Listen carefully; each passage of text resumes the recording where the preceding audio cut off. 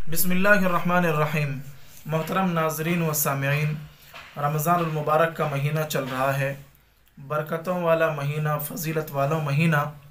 इस महीने में अल्लाह रब्बुल आलमीन ने हम पर रोज़ा फ़र्ज़ फरमाया और अल्लाह रब्बुल आलमीन ने इस महीने में जो सबसे बरकत वाली चीज़ हमें अता फरमाई वो कुरान करीम का नुज़ूल अल्लाह पाक ने इसी महीने में फरमाया।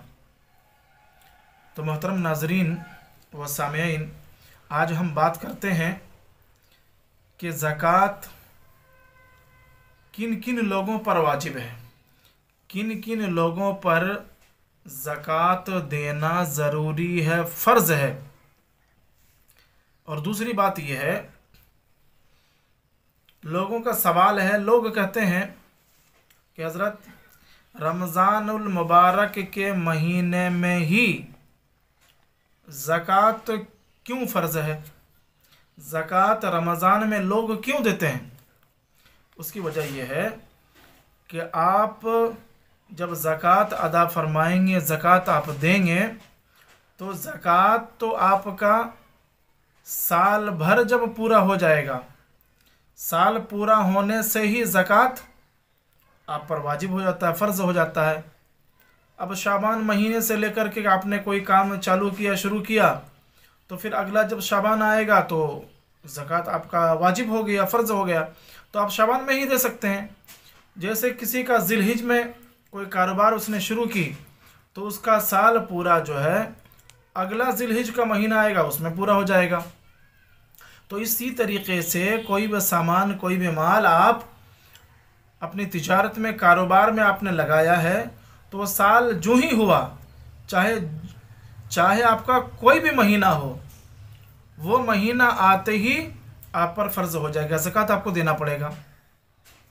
मगर रमज़ानुल मुबारक के महीने में ही ज़कात क्यों देते हैं, उसकी वजह यह है, इसलिए देते हैं कि रमज़ानुल मुबारक का महीना फ़जीलत वाला महीना, बरकत वाला महीना, और इस महीने में अल्लाह रब्बुल आलमीन हर इबादत को डबल से ट्रिपल बना देते हैं और सवाब इसमें बहुत ज़्यादा मिलता है। यानी आप ये नहीं सुनते हैं कि एक आप नफल नमाज पढ़ेंगे तो 70 फ़र्ज़ नमाज के बराबर सवाब उसको मिलेगा। तो इसी तरीक़े से जब आप 1 रुपया अल्लाह के रास्ते में ख़र्च करते हैं रमज़ान के अलावे महीने में, तो उसमें आप 1 रुपया खर्च करेंगे तो 1 रुपये का ही सवाब 1 रुपये ही मिलेगा आपका। मगर रमज़ानुल मुबारक के महीने में जब आप 1 रुपया खर्च करते हैं तो उस 1 रुपये की कीमत 70 गुना ज़्यादा हो जाता है। तो 70 गुना फ़जीलत रमज़ानुल मुबारक के महीने में ही अल्लाह पाक ने रखा है। इसलिए रमज़ानुल मुबारक के महीने में लोग ज़कात अदा फरमाते हैं। दूसरी बात यह है कि अल्लाह रब्बुल आलमीन ने जो ज़कात जिस पर देना ज़रूरी और फ़र्ज़ है, वो कौन लोग हैं जिसको ज़कात देनी चाहिए। वो हैं कि जिसके पास 7.5 तोला सोना, जिसके पास 7.5 तोला सोना और 52.5 तोला चांदी हो, या इसी की कीमत उसके पास हो और साल भर गुजर चुका हो, कोई सामान हो, कोई भी चीज़ हो, यानी इसकी बक़दर, यानी 7.5 तोला सोना और 52.5 तोला चांदी की बक़दर इसके पास इसकी कीमत हो या कोई और चीज़ हो और साल गुजर चुका हो, तो इस पर ज़कात देना वाजिब और फ़र्ज़ है। ज़कात देना ही पड़ेगा, इसकी छुट्टी नहीं है।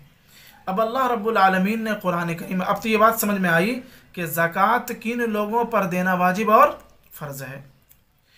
अब ज़कात के मुस्तहिक़ कौन कौन हैं, ये बात भी हमें समझने की ज़रूरत है कि ज़कात किन लोगों को आप देंगे, उसकी फ़हरिस्त क्या है, उसकी पहचान क्या है।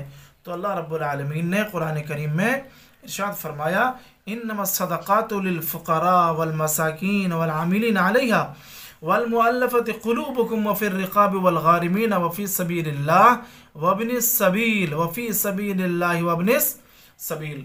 सबसे पहले अल्लाह रब्बुल आलमीन ने कुरान करीम में लिलफुकरा, फ़कीर का जिक्र फरमाया कि फ़कीर कौन है। जिस फ़कीर को देने के लिए अल्लाह पाक ने फरमाया, पहले ही आयत के पहले ही लफ्ज़ के अल्फाज क्या हैं, इन्नमा सदका लिलफुकरा, फ़कीर। तो फ़कीर कौन है, फ़कीर किसको कहते हैं? तो फरमाया जाता है कि फ़कीर जिसके पास कुछ भी ना हो। फ़कीर किसको कहते हैं? कि जिसके पास कुछ भी ना हो वो फ़कीर है। तो उस फ़कीर को आप सदका दे सकते हैं जिसके पास कुछ ना हो, नंबर एक। नंबर दो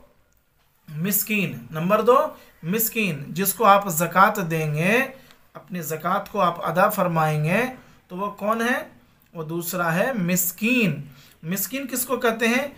कि जिसके पास कुछ हो मगर उससे अपनी पूरी ज़रूरत नहीं कर सकता, अपनी पूरी ज़रूरत पूरी नहीं कर सकता, वो शख्स मिस्कीन है। और मिस्कीन को आप ज़कात दे सकते हैं। नंबर तीन आमिलीन किसको कहते हैं? जो ज़कात वसूल करते हैं, जो ज़कात वसूल करते हैं उसको आप ज़कात दे सकते हैं। जिसको मसरफ़ ज़कात के लिए रखा जाता है, जो ज़कात की उसूली करते हैं, उसको आप ज़कात दे सकते हैं। नंबर तीन। नंबर चार, अल्लाह ने फरमाया मुअल्लिफ़तुल क़ुलूब। मुअल्लिफ़तुल क़ुलूब कौन है? नो मुस्लिम जिसने इस्लाम को कबूल किया, मज़हब इस्लाम में वो दाखिल हुआ, तो उस मज़हब इस्लाम में दाखिल होने वाले नौ मुस्लिम को आप ज़कात दे सकते हैं। क्यों? ताकि उसके दिल में ईमान और इस्लाम मजबूत हो जाए, ईमान और इस्लाम मजबूत हो, वो है मुअल्लिफ़ क़ुलूब। तो नंबर चार, उसको आप ज़कात देंगे जो नौ मुस्लिम हो। क्यों ज़कात देंगे? इस्लाम और ईमान उसके दिल में पुख्ता करने के लिए। नंबर पाँच, ग़ुलाम आज़ाद करने के लिए। नंबर पाँच, ग़ुलाम आज़ाद करने के लिए आप क्या कर सकते हैं? अपना ज़कात दे सकते हैं। नंबर छः, मक़रूज़ शख्स। मक़रूज़ कौन है? वो आदमी जो कर्ज़ में डूबा हुआ है, जो आदमी कर्ज़ में डूबा हुआ है और उस कर्ज़ में डूबने की वजह से वो उठ नहीं पा रहा है, तो उस शख्स को आप ज़कात दे सकते हैं। जो कर्ज़ में बिल्कुल डूब चुका है, उससे उठने की उसे उम्मीद नहीं है और कर्ज़ अदा भी नहीं कर पा रहा है, तो उसको भी आप ज़कात दे सकते हैं। नंबर छः। नंबर सात है मुजाहिदीन। नंबर सात, मुजाहिदीन को जो अल्लाह के रास्ते में क्या करते हैं? जिहाद करते हैं। अल्लाह के रास्ते में, अल्लाह और उसके रसूल को राज़ी करने के लिए अल्लाह के रास्ते में जिहाद करते हैं, तो उन मुजाहिदीन को आप क्या कर सकते हैं? अपना ज़कात दे सकते हैं। और सिर्फ वही नहीं, बल्कि इसके साथ साथ जो इल्म हासिल करता है, जो इल्म हासिल करता है, उस तालिब इल्म को आप ज़कात दे सकते हैं। उसके पॉकेट ख़र्च के लिए या उसकी किताब के लिए या दीगर किसी ज़रूरियात को पूरी करने के लिए उस तालिब इल्म को दे सकते हैं जो दीन तालीम हासिल कर रहा है। नंबर आठ, इब्न सबील। इब्न सबील वो रास्ते का मुसाफिर है जिसके पास ज़ाद राह ख़त्म हो चुका है, यानी उसको अपना घर तक पहुंचने के लिए उसके पास ना पैसा है, ना कोई ऐसा कोई सामान है कि जिसे वो बेचकर या फ़रोख्त करके वो क्या कर सकता है? अपना घर, अपना वतन जा सकता है। तो अल्लाह रब्बुल आलमीन ने मसारिफ़ ज़कात को इन आयतों में बयान फरमाया। इन्नमा सदक़ातु लिल-फ़ुक़रा वल मसाकीन वल आमिलीन अलैहा वल मुअल्लफ़ति क़ुलूबुहुम व फ़िर रिक़ाब वल गारिमीन व फ़ी सबीलिल्लाहि व इब्निस सबील। तो नंबर एक, फिर एक बार आप सुन लें कि ज़कात किन किन लोगों को आप दे सकते हैं। नंबर एक, फ़कीर को दे सकते हैं जिसके पास कुछ भी ना हो। नंबर दो, मिस्कीन को आप ज़कात दे सकते हैं जिसके पास कुछ हो मगर वो पूरी ज़रूरत उसे पूरा नहीं कर सकता, अपनी पूरी ज़रूरत को मुकम्मल नहीं कर सकता। नंबर 3 आमिलीन है जो ज़कात वसूल करते हैं। नंबर 4 मुअल्लिफ़त क़ुलूब है, यानी नौ मुस्लिम जो इस्लाम जिसने कबूल किया है उसके दिल में इस्लाम और ईमान ताकि मजबूत हो जाए, उसकी वजह से आप उसे ज़कात दे सकते हैं। नंबर 5 ग़ुलाम आज़ाद करने के लिए आप ज़कात दे सकते हैं। नंबर 6 मक़रूज़ जो शख्स कर्ज़ में डूबा हुआ है उसको कर्ज़ से हटाने के लिए, दूर करने के लिए उसे भी कर्ज़ आप दे सकते हैं। नंबर 7 मुजाहिदीन को दे सकते हैं, और इसके साथ साथ उस तालिब इल्म को दे सकते हैं जो इल्म हासिल करने के लिए अपने घर से निकला हुआ है, उसके ज़रूरियात को पूरी करने के लिए। और नंबर 8 इब्न सबील।